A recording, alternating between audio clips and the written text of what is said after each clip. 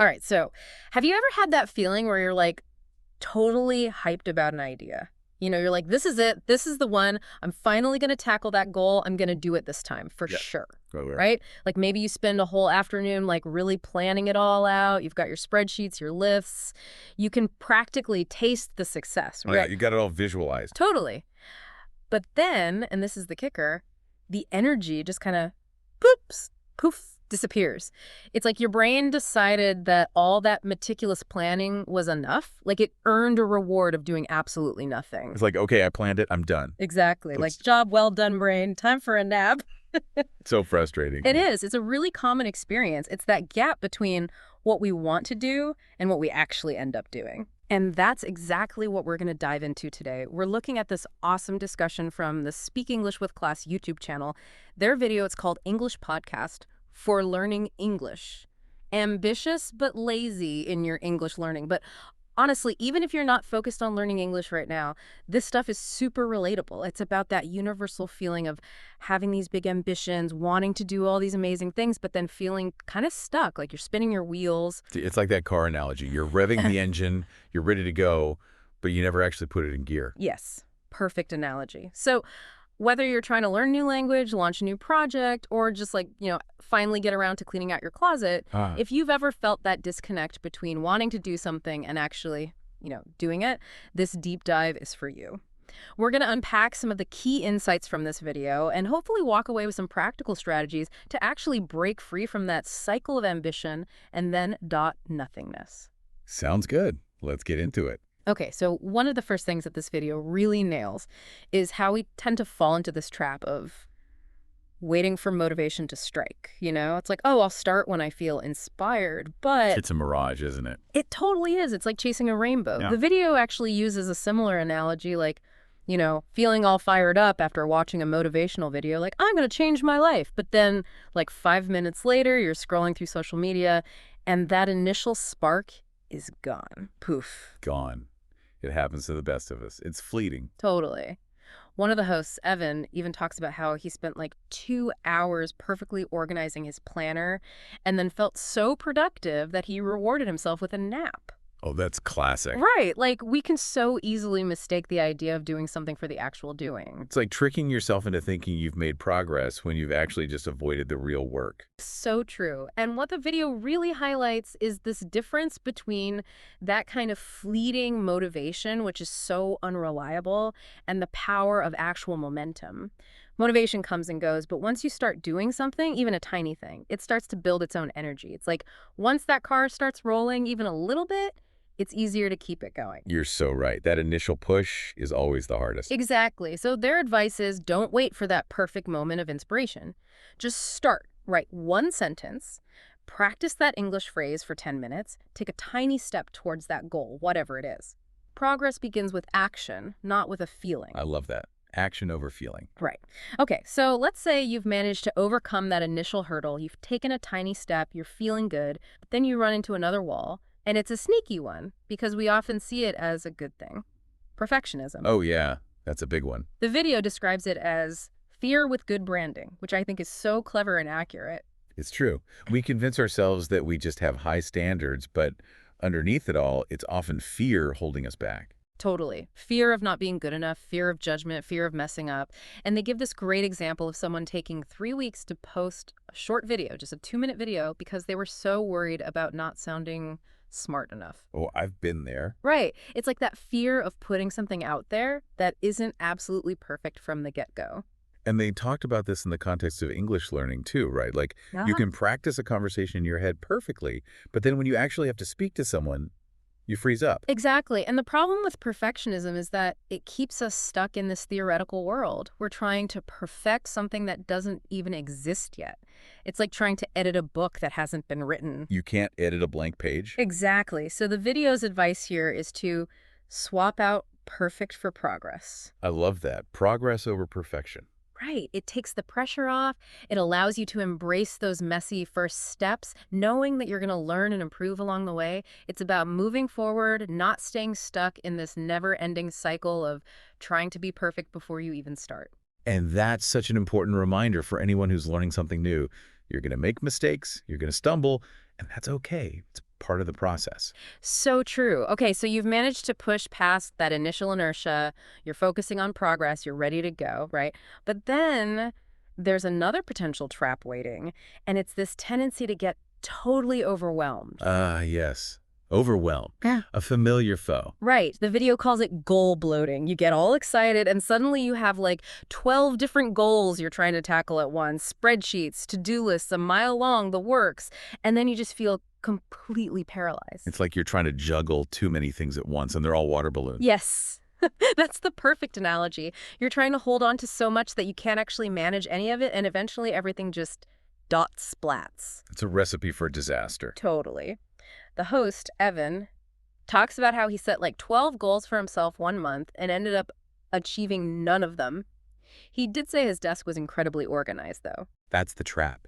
It feels productive, but you're not actually making progress on the things that really matter. So the key takeaway here is to simplify, to streamline. Yeah. Pick one main goal, one area of focus, and really pour your energy into that.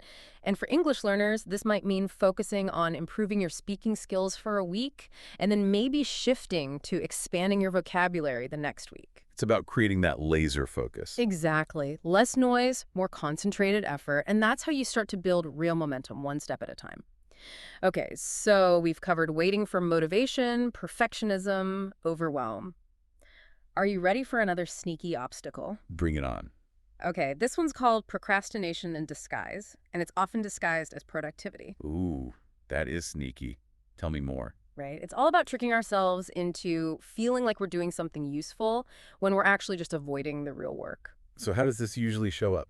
Well, it can be things like researching the best approach or planning the perfect strategy, spending hours perfecting your to-do list, but never actually doing the things on the list. Oh, I see. It's like those people who spend all day organizing their tools but never actually build anything. Exactly. Or like the English learners who are constantly searching for the perfect language learning app, but never actually spend any time practicing the language. The video uses this great analogy of spending all your time rearranging your tools in the shed instead of actually building something. So the key is to figure out if you're actually preparing to do the work or if you're just finding clever ways to put it off. Right. Right. And their advice is to embrace the messiness of starting. Just speak that one sentence in English, write that first paragraph, take that tiny action, even if it feels imperfect. It's better to start messy than to never start at all. Makes sense. Action over perfection, remember. Exactly. All right, ready for another one? This one's a bit of a head scratcher because it's not about doing too much, but about thinking too much. Thinking too much. How can that be a bad thing? Well, it's about overthinking to the point where it becomes exhausting and actually prevents you from taking action. The video calls it the exhaustion of overthinking. Oh, I think I know what you mean. It's like when you spend so much time thinking about something that you end up feeling more tired than if you had actually just done it. Yes. And they share this relatable story about lying awake at night, trying to figure out the perfect way to reply to an email, mentally composing and recomposing it a million times, and then waking up the next morning feeling completely drained and still haven't actually sent the email. Oh, I've definitely been there. It's like your brain never shuts off. Exactly. And for English learners, this might be overthinking things like grammar rules or pronunciation, worrying about making mistakes and sounding silly to the point where you're just too afraid to even speak. It can be paralyzing. Totally. So the video's advice is to recognize when you've crossed that line from thoughtful planning into just plain overthinking. And one of their suggestions is to do a brain dump. Just write down all those thoughts and anxieties, get them out of your head, and then commit to taking one tiny action. Speak one sentence out loud, write one paragraph, whatever it takes to break out of that cycle of overthinking. Because doing something, even a small thing, is always better than just thinking about it endlessly. Exactly. And you know what's interesting? As we've been talking about all these different obstacles, it's starting to seem like they all have something in common. What do you mean?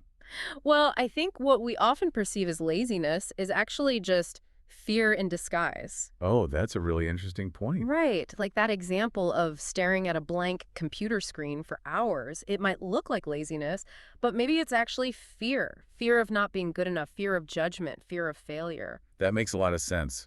Fear can be such a powerful force, and it can definitely keep us from taking action. Absolutely. And for English learners, this might be the fear of speaking up, the fear of making mistakes and sounding foolish. But the video makes this great point.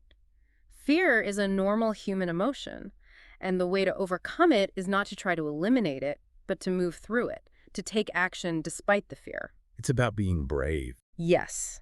It's about recognizing that fear and doing it anyway. And every time you do that, every time you speak that sentence, every time you take that tiny step forward, you're building your courage and chipping away at that fear. I love that. So it's not about being fearless, it's about being brave. Exactly. Okay, so let's say you've acknowledged the fear, you're ready to be brave, you're ready to take action. The next big tip from the video is to make that first step super easy. Ridiculously easy. Ridiculously easy. Yeah, like almost embarrassingly easy. I'm intrigued. Tell me more. The idea is that instead of trying to force yourself to do something huge, you make it so easy to start that you can't help but do it. The video uses this analogy of trying to climb a mountain wearing slippers versus putting on a pair of hiking boots. Obviously, putting on the boots is going to make the climb a lot easier. Okay, that makes sense. And they give this great example of someone who wanted to read more but never seemed to find the time. Their solution was to simply put a book on their nightstand before going to bed. No searching for the perfect book, no making a big production out of it, just a book within arm's reach. So simple, but I bet it works. It totally does. And they have some specific advice for English learners, too. Instead of trying to study grammar for an hour, just aim to learn one new phrase that day. Keep your language notebook open on your desk, or have your favorite language app right there on your phone's home screen. Make it as easy as possible to take that first tiny step. It's about removing the friction. Exactly. It's about setting yourself up for success, not just relying on willpower, which, let's face it, can be pretty unreliable.